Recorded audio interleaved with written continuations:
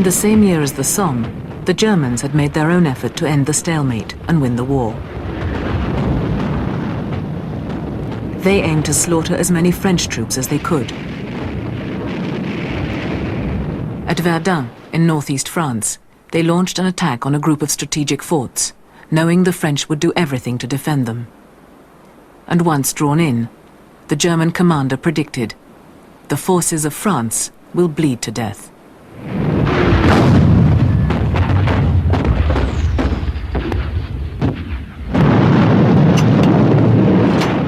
1,200 German guns pounded an 8-mile stretch of the French front.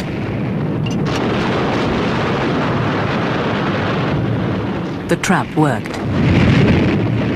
The French ordered that Verdun be held at all costs, and division after division was thrown into battle. France was desperate for men. Older and older age groups were sent to the front.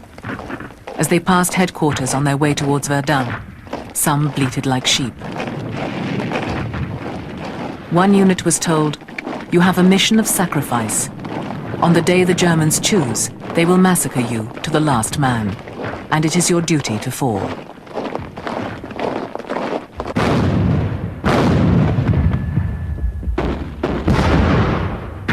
When the French resistance was strengthened with big guns, the Germans too had to pour in more and more men.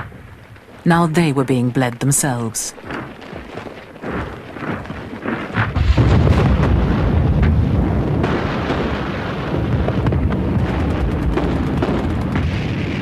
Second Lieutenant Ernst Weckeling was pinned down by French artillery in a bomb crater. It was hell. The air was full of the smoke and fumes from the constant firing of the French guns. The crater I was in was so deep that it was impossible for any breeze to blow the fumes away.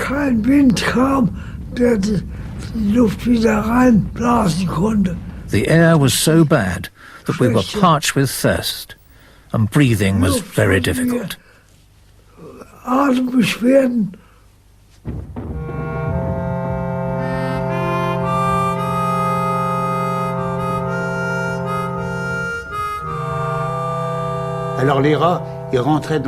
The rats would get into their clothes and would start eating their faces, so that in a few days the corpses would go black.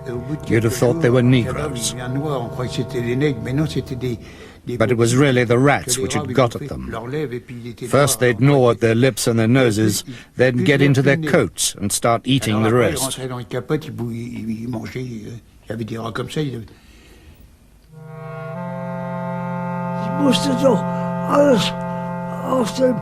I had to remove everything from the dead bodies. From their breast pockets, their trouser pockets. I had to find the ID tags on their chests and remove them.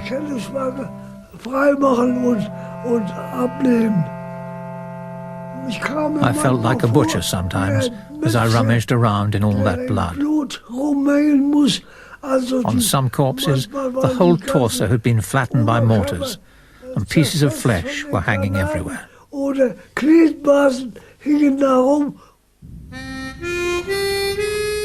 Verdun marked a further stage in the dehumanization of the soldiers in the Great War.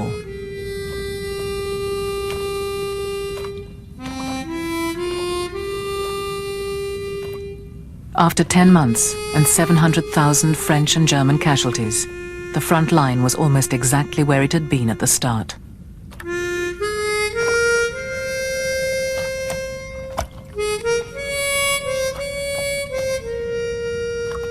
And Verdun was a reeking quagmire, littered with human remains.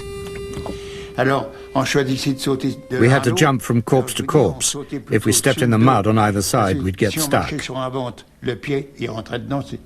But we had to use the corpses lying face down, because if we landed on their stomachs, our feet would sink in, which was disgusting. It was terrible. We were surrounded by death.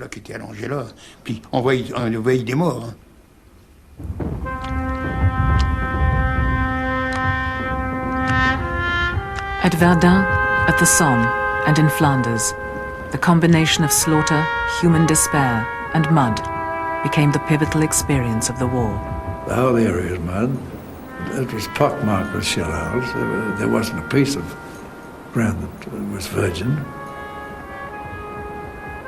Just a wasteland, I mean, as far as you could see. That would be the worst. There was nothing ever to compare with it, as far as I'm concerned.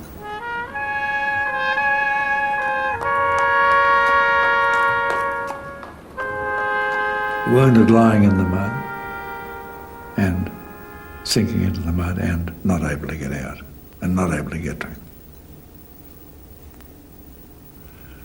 And that would happen quite a lot. There were a lot of men drowned in the mud in Passchendaele.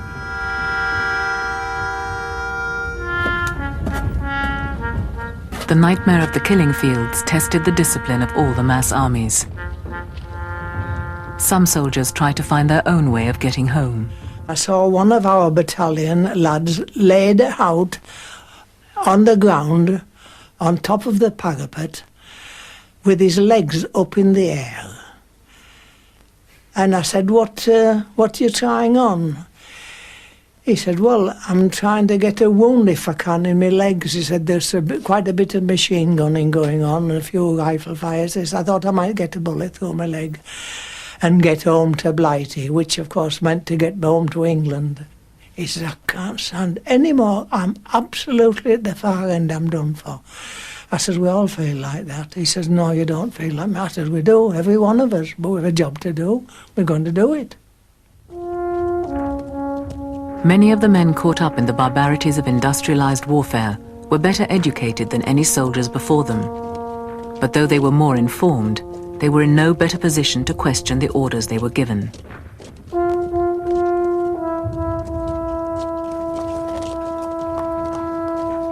The penalties for refusing to fight or for deserting were harsh.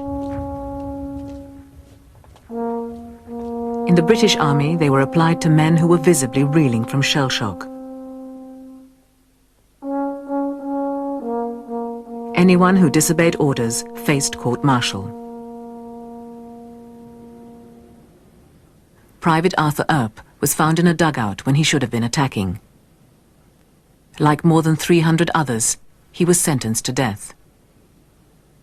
On his appeal papers, General Haig wrote, "How can we ever win if this plea is allowed?"